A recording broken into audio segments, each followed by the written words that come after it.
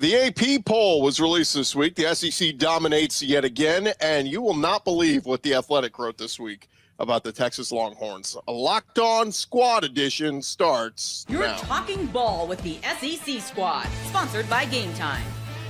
From Alabama to Tennessee, from Georgia to Oklahoma, from Auburn to Texas, it's the local experts of the Locked On Podcast Network bringing you scoops, breakdowns, and the most comprehensive preview of the upcoming SEC weekend.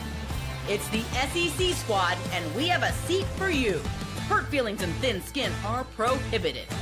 Squad up, you're part of the SEC Squad. And what is up, everybody? Welcome into the SEC Squad. Sit back, grab your favorite beverage, and join us as we get you ready for another off-season week talking all things SEC. And guys, we've only got, 2 more weeks of an off-season, 1 more week if you want to count week 0. But we are in the thick of it. Welcome in. And today's episode is brought to you by FanDuel. Football season right around the corner. Visit the FanDuel app today and start planning your future bets. Now, let's welcome in our SEC panel this week. We have got Jay Smith of Locked On Sooners, Stephen Willis of Locked On Ole Miss, John Miller, Locked On Mizzou, Clint Chamberlain, Locked On Bulldogs, Corey Burton, Locked On Vandy. I'm Chris Gordy, host of Locked On SEC. For our Texas fans, I tried to get Brad Kellner here. He was unavailable. So we've had some comments on our show the last couple of weeks saying, where's the Texas guy? Everybody keeps taking shots at the Texas guy, at Texas, and you got the OU guys there every week. Well, maybe Brad can carve some time out for us next week. But international man of mystery. He's kind of a big deal. People know him. Yeah, Texas will not have a representative this week. But, guys, let's start with this. The AP poll, top 25 preseason, just released this week. We had the coaches poll last week. We had the AP poll this week. Not too different from the coaches poll, but I'll throw it out to you guys. Any big surprises from what you saw from the AP poll this week? Mizzou should be ranked. Yeah, Mizzou kind of got. Yeah. John, we got your back, man. Mizzou should. Yeah, we got John's back on this one. Mizzou got kind of hosed on this one.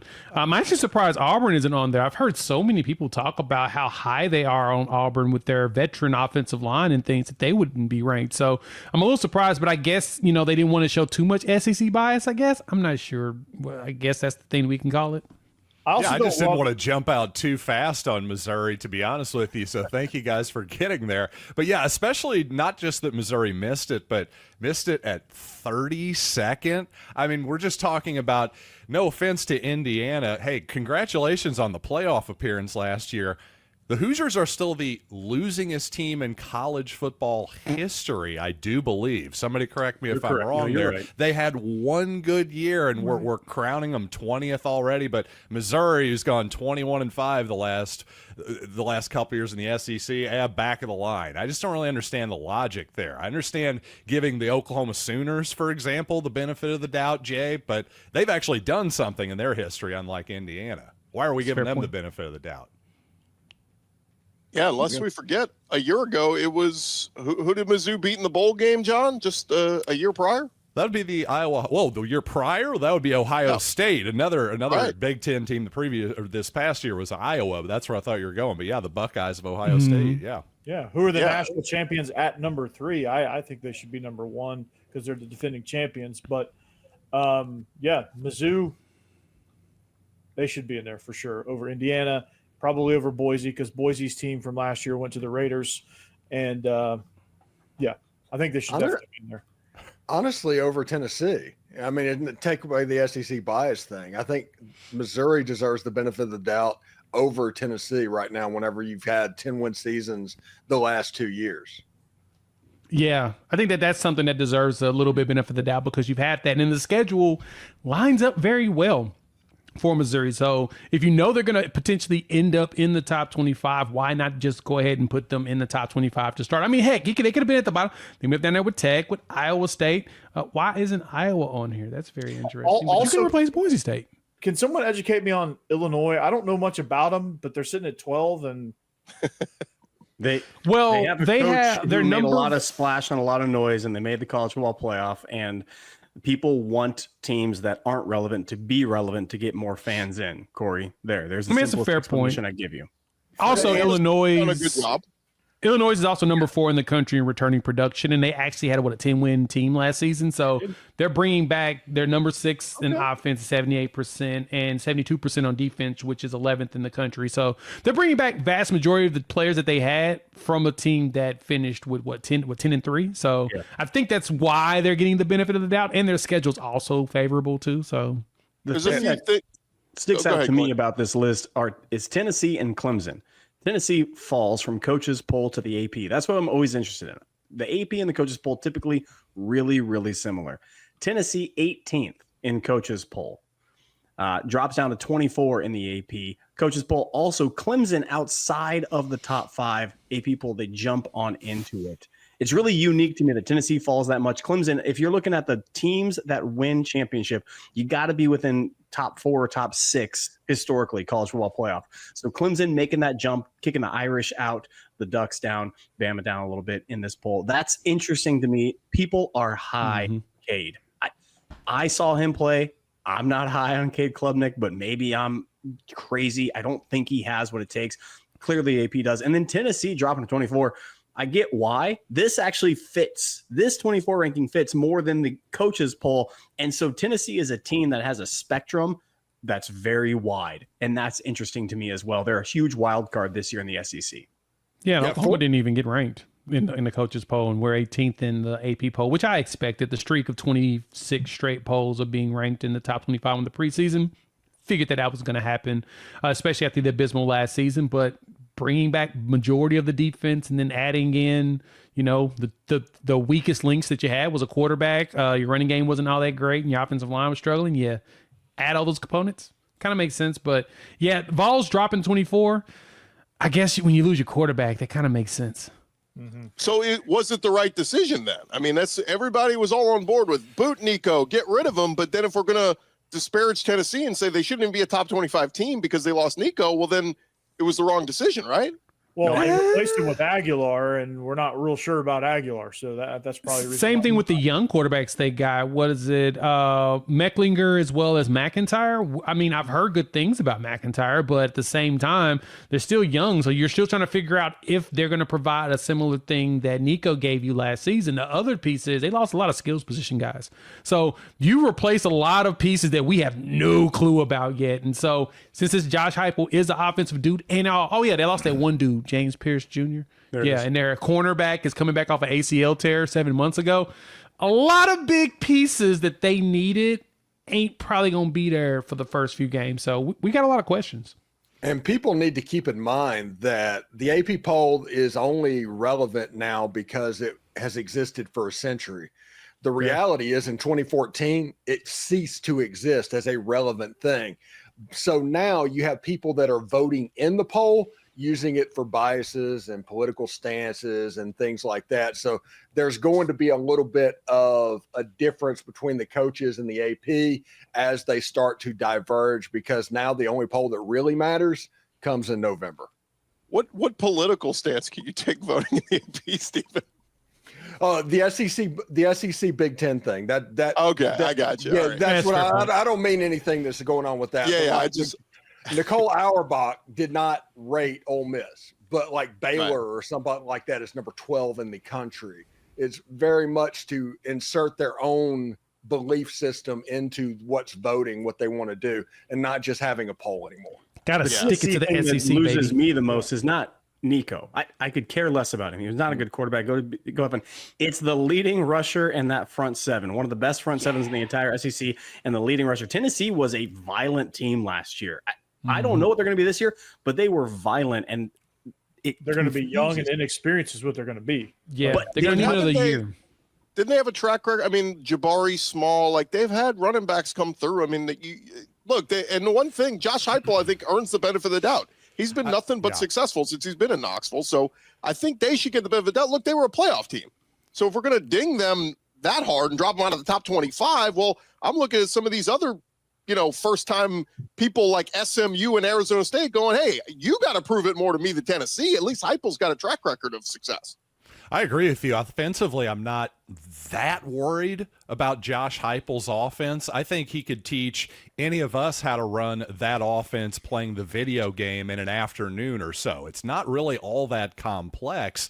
And I don't even really mean that to be an insult. That's actually a feature, not a bug. But here's the thing. I don't think anybody's saying that in a vacuum, Tennessee wouldn't rather have Nico than Joey Aguilar. The point is, what's the cost of allowing a quarterback, or anyone on the team, but in particular quarterback, to hold your team hostage every 9.5 weeks with some kind of renegotiation? I think that's the calculation there. I don't think anybody's saying, well, they're better off with Joey Aguilar, but I do agree with you totally, Gordy, that you got to give Josh Heupel the benefit of the doubt on that side of the ball. I'm with Shamblin too, that it's more the defensive line I'm worried about. Yeah, me too. Violent front seven. The other thing that's really Nittany Lions, I know, look, we can talk all day, but here's the deal. I'm just going to throw this out there.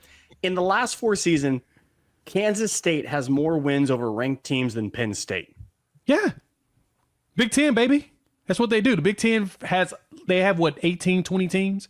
So it makes it really easy for you to have a lot of teams you can beat up on. And look, James Franklin just has not given us what we've been asking for, and that's wins against teams that are ranked better than him. He's not giving it. I think it's 4 and 20 or something like that. He's really atrocious. I've said that for years. The next time James Franklin wins a big game will be the first time. And look, he won 2 playoff teams last year, but wasn't it the SMU and Boise? I mean, come on, beat a those good don't team, count. Those don't count to none of us. But to the Tennessee point, though, the benefit of the doubt could typically come in there. But having a sophomore running back in Deshaun Bishop as your main dude, and then bringing in a transfer like a Start Thomas, there's too many questions in the core principles of what Heupel does. And I think that's why you would see that drop because of Nico. Nico was a little stability just in our minds, less than play. It was more mind share that we were like, okay, Nico's there. They're going to figure something out. But they had a lot. I mean, losing Squirrel White to me was kind of a big deal. And then, of course, the other wide receiver that got arrested for having a suspended license and speeding. Yes, Chris Brazel's back, but they lost Chaz Nimrod. But ask Tennessee fans, they all say that receiving corps was overrated. Brew McCoy, he's gone. He had to retire medically. Wait, there's other schools that have driving issues and kids Josh Heupel has lost with a lot of money do stupid things everywhere. That is shocking. Shamblin, you deserve to say that. Yes. Yeah, but y'all are getting up shots like Kobe in his prime. You really are. It's volume shooting. Let's be honest. Y'all not even running in the triangle offense very well. Y'all are just throwing them up. Y'all don't even care. You said Kobe. I can't hate on that. Okay. And Brazel was arrested for an expired license. In the year 2025, can't that just be a slap on the wrist and go on about your business? What are we doing here? Feels right. Wasn't he speeding too? Yeah, he was speeding. Give me an AP poll vote there, Stephen, because I'm getting political here. We're getting on our soapbox. Seriously, yeah. Farmageddon is next week. Kansas State and Iowa State, the first game of the college football season. Farmageddon's a ranked matchup too. If you pull up that poll. It's absolutely ranked. And it sure is. And when 22, and when one of those teams goes up by 20, you're going to turn that game off by halftime. I'm telling you, it's week 0's that one. Well, it's week 0. Am I the first person who realized it should be Farm O apostrophe Geddon since it's in Ireland? Am I the first person who's figured that out? Are you going to put that in the AP style guide, Mr. Journalism? I mean, I think I'm going to go to the trademark office is what I'm going to do right now. Yeah, somebody get John Miller a Guinness. We are going to take a quick time out. When we come back, The Athletic with an insane article. We're talking about that next. Hey, back to the squad show in just a second. But first, August 26th is officially FanDuel Futures Day, a brand new holiday for football fans who live for bold predictions and preseason hunches. For just 24 hours, FanDuel will be giving you deals on NFL season predictions. So whether you're calling your MVP, eyeing a long shot division winner, or ready to crown your Super Bowl champ before week 1 even kicks off, this is your moment. Take a flyer in the MVP race. You want to go with Joe Burrow and the Bengals? Crown your champion in August. It could be Jalen Hurts and the Eagles repeating. How about the Buffalo Bills and Josh Allen? Or you can parlay your division winner dark horses. Just visit the FanDuel app today. Start planning your future bets now because Futures Day is one day and one day only. That is August 26th, officially FanDuel Futures Day. Brand new holiday for football fans. Go make your bold bets, your bold predictions. FanDuel, it is the FanDuel app, and it is FanDuel Play Your Game. SEC squad rolling along here. And guys, on Tuesday evening, I was just perusing my phone, and I am a subscriber to The Athletic, a ton of great writers and great content on there, some better than others. But call me crazy when I opened an article by the great Ralph Russo entitled, "Is Texas College Football's New Alabama?" I near dropped my phone out of my hand as I could not fathom what I was reading. I understand where they're coming from, right? Alabama under Saban, 07, he had to get his feet set. 08, they get to the SEC championship game. 09, they start winning championships and all this. You maybe can make that parallel with Steve Sarkisian, although he's been there way longer than Saban was at Alabama. But if you're trying to say they're knocking on the door of maybe winning a championship and then potentially more championships, I'll go down that path with you. But there's one thing here. They haven't won one yet. So that's the problem. What say you guys about the Ralph Russo article? Look, I'm going to say this, and I'm going to sound like a hater. And in all actuality, I am 100% being a hater to Texas fans. Texas fans are running around trotting out that they won 2 playoff games. And that's the one thing they've thrown in the face of all Sooner fans. Look, we've got 2 playoff wins. You have 0. But they have 0 actual semifinal wins. Just like Oklahoma. Oklahoma has 4 playoff appearances, 0 wins in the semifinals. Texas has 2 playoff appearances, 0 wins in the semifinals. So if we're going to continue to trot them out as if, they lost to Washington, right? Kalen DeBoer. They lost to him there. They actually lost to him 2 years in a row. Lost to him in a bowl game the year before. Was it the Alamo Bowl? And then they lost to him in the playoffs. And then they lose it to Ohio State, who eventually won the national championship. And so, to me, they're not Alabama until we get a national championship. And to be honest, the way that the reports are coming out, the defense is going to be solid. That offense might not be that good. Oh, that's just a weird headline in writing. Oh my goodness. Here's the difference. Gordy, you bring up Alabama. And okay, we get it. We understand there's some seeds, there's some ingredients, there's with that. We could say that about a lot of teams that have new head coaches who are going in the college football playoff. The college football playoff has expanded 12 teams now. There's more teams into it. There's more chance to get there. Steve Sarkisian has already had his chance at places. It's gone semi-well, okay. But the last time Texas won a championship, 05, Alabama before Saban, 92 is out there with this. We're not talking about apples and oranges. We're talking about Texas, who has had the money, who has had the tradition, who can't pull the trigger on actually having wins. And that is Texas. Texas is a fraudulent place. It's a fraudulent program full of hype men 24/7. We could talk about WWE, which I had no idea was a thing, but it feels to me, you guys tell me who's in WWE that talks a big old game that hasn't done anything with it. And that's what they're walking around like they're the big stick. They've never hit anybody in their entire life. It's the guy at the bar who sits at the end chirping about how great he is. I don't listen to them. I don't fear them. They're nobody to mess with because at the end of the day, they can't do anything. They've never actually played in a game worth meaningful anything. And when they do, and the last time they did against Alabama, they got shellacked. Against the big boys, they get their teeth caved in. Gordy, you're absolutely right. Go do something. Instead of telling me what you want to be, go be that thing. And then when you are, guess what? I'll point out and be like, oh, hey, look, you're already there. It's an absolute ridiculous argument and a ridiculous article that is there for a paywall clickbait. I could go The Miz. I could go Honky Tonk Man. But I'm going to go with another Texan. I'm going to go John Bradshaw Layfield for Texas. That's my comparison there. But, I'll be honest, I haven't read this article, so I want to be a little bit fair here. I got to assume this person is not going, hey, they're going to be the Nick Saban Texas run. Here we go. I don't think that's what they're saying.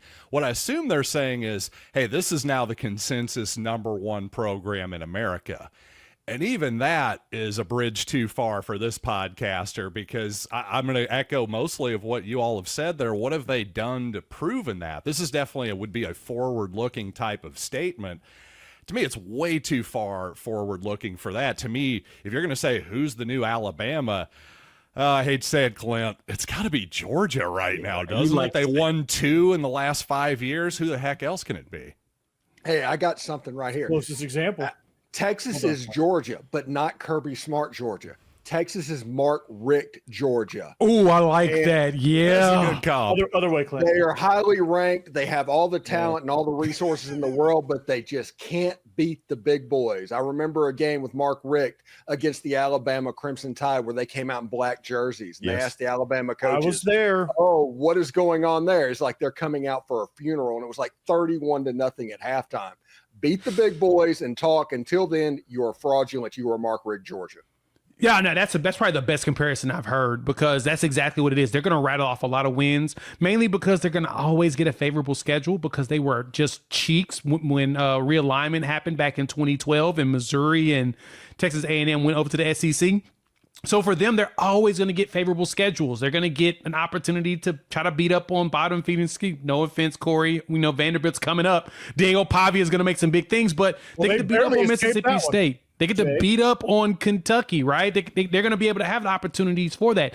They're not going to get very many top tier teams to start. Now, if we start seeing them play more of an Ole Miss, they probably have to switch Georgia out, but give them LSU and Alabama. Let them play Oklahoma's schedule. Let's see how they turn out in those games. Because I think, honestly, the biggest difference is the physicality of playing some of those teams. Yes, the SEC is tough, but certain teams are known for being way more physical and being way more of just a thorn in your side in comparison to just being a team that is hard to play. They're just annoying the entire time you play them, because they know how to get underneath your skin when they play really, really physical ball. Jay, watch every single team that plays Georgia and then watch them the next week following, because the following week it's bad for them. Pain. Welcome to the SEC. It's the SEC. Jay, I mean, Texas had all those Big 12 championships and Big 10 championships and SEC. Oh, they didn't. They're just the guy that can't fit in with his work, and so he goes and finds another job and tries to hype up his resume all day long. I cannot stand this Texas love that we're all out here for. It sickens me. I will say, though, guys, they were the consensus #1 preseason pick in the AP and coaches poll, and yet FanDuel, among other sports books, have them as a week 1 underdog, and that is the first time since 1978. It's a team that's the #1 team. Go figure. Yeah, it's funny. Somebody said, are they really the #1 team if they're an underdog? Now, look, you're going on the road. Ohio State is a tough environment, but it is kind of a funny argument. This is the best team, hands down. And they're not favored. Except for when they play Ohio State. Except for when they play the defending national champions, which I'm telling you is Ohio State, but come on. Yeah, Texas loses that game, this season gets weird for them really quick. Shouldn't it be, though? Like, shouldn't I sound like I'm taking crazy pills. I know this is the SEC podcast, but like, to me, Ohio State, yes, they lose some pieces, but like, to me, they're the champs. And they still have a loaded roster. They're the #1 preseason team to me. Like, until someone knocks them off, Texas is 2, Penn State's 3. But I am not trolling. I am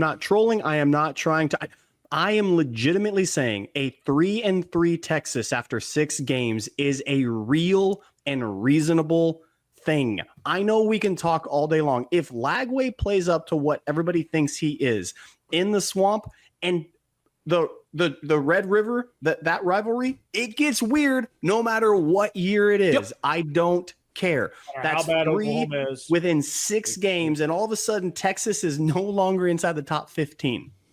That's going to be crazy. And even to add to that, you're giving them wins against Sam Houston, UTEP, and San Jose State, right? Got to be guaranteed. Florida and Texas back to back. Those 2 weeks, I don't care. Like, that's a hard schedule. That is, and they're both road games for the most part, because Texas is going to Dallas for Red River after coming back from the swamp in that battle, which is tough. And what sucks for them is that Oklahoma's playing Kent State the week before them, so they basically get an bye week before they play against them. That's what makes it tough. But look at this, though. I get some of the Texas love. They're returning 62% of their returning production on defense, 31 in the country. Totally get it, because they've got a lot of young defenders, which is what makes them good, makes them exciting. They're going to have a good defense. Yep. 109th in the country in returning production on offense at 40%. Ohio State is kind of in the middle at 47% offense, 48% defense. But we know who their big defensive players are, similar to Texas. The question is, whose offense is going to figure it out the earliest? And I'm going to be honest, I saw Arch Manning in that Georgia game. They took out Quinn because he was struggling. Arch goes in, and he was a deer in headlights. He's like, oh, shoot, they moving a lot faster than I thought. And they had to pull him right back out. Now, some Texas fans say, no, we did that because we need to switch things up. Nah, buddy. But that was because both your quarterback was struggling. You thought you could switch it up and realize the other guy, nah, he ain't ready either. That's going to be where the problem lies at the Horseshoe. That's a tough environment to play. Just like you said, Gordy, it's tough to play there. Plus, their defense is going to be really good. Caleb Downs is going to be eating them alive. It's probably going to be like 10-3 to finish that game. I apologize, Texas fans. We're going to get Brett Kellner on here to defend your honor, but man, it has been a lot of Texas hate the last few weeks on the SEC squad. We're going to even more hate. Yeah. You're the number one team. The number one team's going to get hated on. Look, I like Arch. I'm an Arch truther. So heavy to who wears the crown. We'll see what happens. All right, when we return, guys. Don't say crown. They haven't won anything. I'm sorry. I can't get this. When we return, I'm going to ask you guys for your boldest SEC prediction for 2025. That's coming up next. We'll get back to the squad in just a second, but first, as summer winds down, there's something nice about getting back into a routine you love, and Wayfair makes it easy to set yourself up for the season ahead. From bedding and linens to storage solutions for every room, Wayfair is your one-stop shop to refresh your home. You're going to love everything that Wayfair has. You're going to love delivery. Delivery is going to be fast and free. Even for something big, they are taking care of it for you. It's going to be so convenient to find exactly what you need all in one place and at a price that fits your budget. This is the perfect time to get your home ready, whether that's organizing, upgrading your workspace, making weeknight dinners easier. But football season is upon us. You want to make sure that your house is ready to go when the guests come over and the guys come over to watch the game, relatives in from out of town, whatever it is. Get organized, refreshed, and back to your routine for way less. Head to wayfair.com right now to shop all things home. That's WAYFAIR.com. Wayfair, every style, every home. SEC squad talking more ball, and fellas, in our final segment this week, where the season's right around the corner, figure give you an opportunity to make your boldest prediction. Could be about your team, could be about any other team for 2025. You can hate on Texas again if you want, but give me your boldest prediction for 2025 when it comes to the SEC. I got a couple of them. I'm gonna rattle them off right now. Florida's a playoff team. That's my biggest, boldest prediction. When the cocktail party comes along, it could be 1 versus 2 in that game. And I'm not like, if Florida has a bunch of defensive minded guys they have talented guys on defensive front. If Lagway plays up to the potential everybody's talking about, I haven't seen it, but I'm trusting, okay, other people are talking about it. This team could be absolute fire. And if that's the case, is 1 versus 2 cocktail. My other big prediction that's Georgia related. If Mike Bobo embraces an option that is not just a look of an option, that is not just a for window dressing, but if he actually puts an option in that Gunnar Stockton can hold the ball and run with it, Gunnar Stockton's stat line could be 85 yards per game, 250 yards through the air on 12 throws. I mean, we're talking the run game.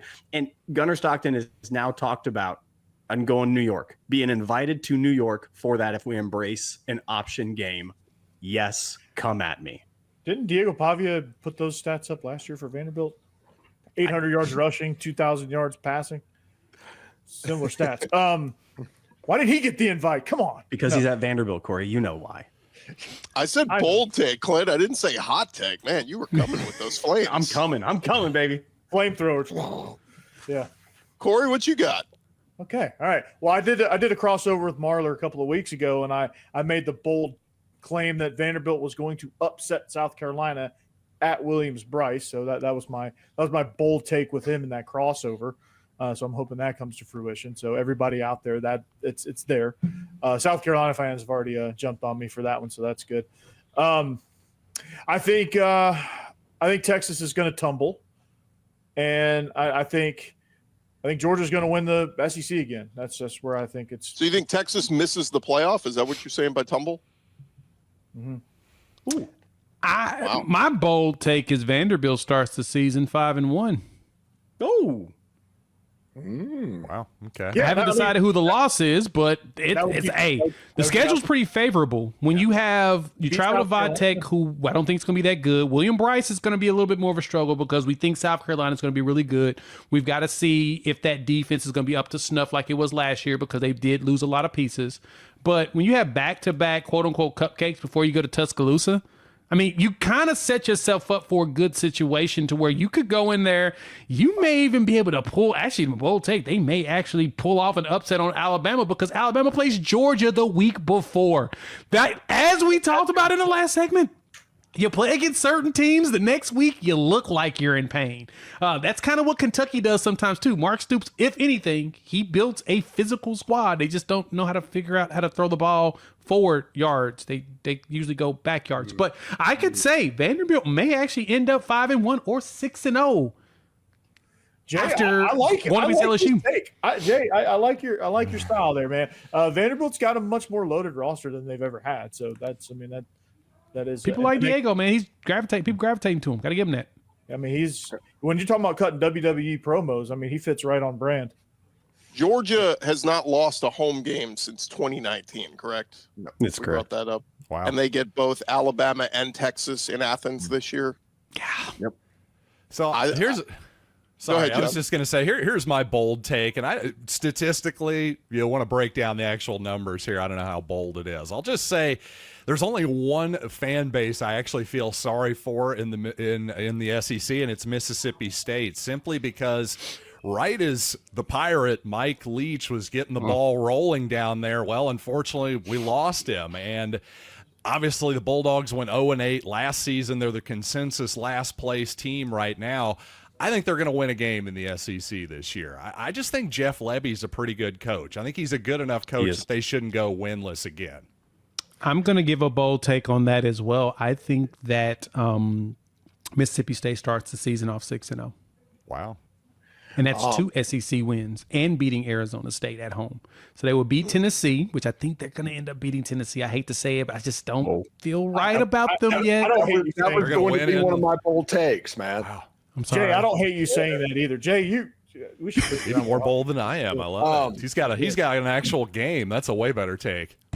All right. My bold take is for Ole Miss. Ole Miss will actually have a better record this season than they had a year ago, even though the talent level has come down just a little bit. And Mississippi State is going to get Tennessee in Starkville. That is the game. That is the upset game. I like it. I'm curious about Mississippi State going to A&M. I just have so many questions about them just overall. Like, I don't know. Like, I think they should be really good. Like, they should, the way they're set up, but it's a shrug. It's like they have them in Texas are the two teams that always got the talent. You're just like, what happened? Yeah. How did this not come together? Let me bring this up real quick on Mississippi State. The over-under odds on who will lead the SEC in passing yards this year, Garrett Nussmeier is the favorite at number 1. Blake Shapen is number 2, ahead of Arch Manning. If he's healthy all year, Jeff Lebby's system, they're going to fling the ball around the yard a lot. So just thought that was a little shocking. Who's talking about Blake Shapen possibly leading the conference in passing yards? Sure. And his backup quarterback is Luke Kromenhoek. He was at the recruit that came from Florida State. He didn't end up playing very well for them, but nobody played well for Florida State last year. So I don't really think I can fault him. I think that Lebby could fix him. Maybe can get him out there and just have him throwing the ball. Got a quarterback-friendly system. I will say that. I mean, I love watching those. I didn't realize that in those odds that Mississippi State was number 2 in yards. They've got the games that they could do it against. I don't know about Arizona State yet. You know, they don't have the one-man wrecking crew, even though everybody's all over Levitt. We'll see if he's going to be that good. But Tennessee, A&M, I still got questions on him, man. I still got questions. Yeah, Arizona State feels like a yo-yo team. They're going to come back down to earth. Them, SMU, Indiana, all those teams that just got ranked, I think they all come back down to earth. One-hit wonders. I think Indiana comes really this is not Big Ten bold takes, but I think they come crashing down to earth too. I saw, what is this, on X or whatever, where they gave the losingest programs in college football history. The top 3 teams are Big Ten teams. Number 5, including Kansas. Indiana. Andy not being in those 3, that's a win in my book. SMU is Lou Bega. You had Mambo number 5, and you are done. You're not coming out with another. You, Gordy. Well, Did everybody give their bold take before I give mine? Yep. I'm gonna go super bold here. You know what made news earlier this week was Alabama announced that Ty Simpson has been named their starting quarterback. I think by midseason, Ty Simpson is not the Alabama quarterback. I think Keelan Russell becomes Alabama's starting quarterback by midseason. Hey, another thing that happened on X, by the way, Alabama has the second longest losing streak in SEC history behind South Carolina. Vandy's not even in the top 2 as the top losing streak. I mean, I'm winning on this show. Like Jay, that, and not okay, this is a win for me. I love it. I watched the SEC show. I've just now got into it. I'm very late on it because I make too much content, so I never pay attention to actual television. And so I'm watching it, and I'm listening to Diego Pavia talk, and I'm like, oh my God, I hate this dude so much. He's my favorite football player. I hate him so much. I love it. It's the type of hate you want for a quarterback. You feel like he's just got too much confidence and you want to see him get stomped in. But at the same time, I'm rooting for him to just prove everybody wrong because everybody hates him. I'm not the only one. He built it. He built a good WWE storyline. Okay, before we get way off base here, I'm going to rein us back in with WWE. Gordy, are you telling me, is that because Alabama loses how many games before midseason that they make a quarterback change? Is that what you're predicting? Maybe he has 2 losses by midseason, poor play from Ty Simpson, and he gets benched. It seems like about the time they play Missouri. I like this theory. I really do. I mean, if you look at it, Alabama's schedule from, let's see, the Florida State game is going to be the question. That's when we'll get the introduction if Tyson, because I think Florida State's actually going to be good this year. Don't sleep on Wisconsin. That's a decent Wisconsin. But that's what I mean. The Florida State game is going to tell us a little bit of something, and then Wisconsin's going to be more of a challenge than expected because Luke Fickell does put together good defenses. The only thing good is that bye week before Georgia, but going to Athens, it's going to be a problem. And I think that's the game that they actually have to make a switch. It's going to be that happens, game. I'm telling you, and right then now, Vanderbilt. The first game pulls the upset the next week. Game with a new quarter, I win again. Yes. 2 things will happen. If there is a quarterback change at halftime of that game in Athens, I will lose my soul. Yeah, you probably will. Right there. I'm gonna be following you because I need to see. I will die inside. I'm just. If Bama loses to Georgia and Vandy, John Miller, they might be going to Mizzou ripe for the picking. Chance to hand Kalen DeBoer his 3rd loss, and with the 3rd Saturday of October just right there in the chamber. It's coming up, so they're gonna be looking at Tennessee too with Missouri. Like, what are we gonna do? I think John Miller would think that would rock, right? I think that would absolutely rock. So follow me on Rocked On Mizzou. You guys are a blast. Thank you for these flaming hot takes. I can't wait till they're all proven wrong by the end of the season. We'll look back on this. I hope so. And laugh. Hey, all we know, what did we learn today, guys? Texas is the new Alabama. In closing, thank you guys for making us your first listen. Follow and subscribe to your favorite SEC show. We'll be covering your favorite team every day throughout the season. And don't forget, I'll have you covered with Locked On SEC. It is part of the Locked On Podcast Network covering your team every day. Put that on Netflix.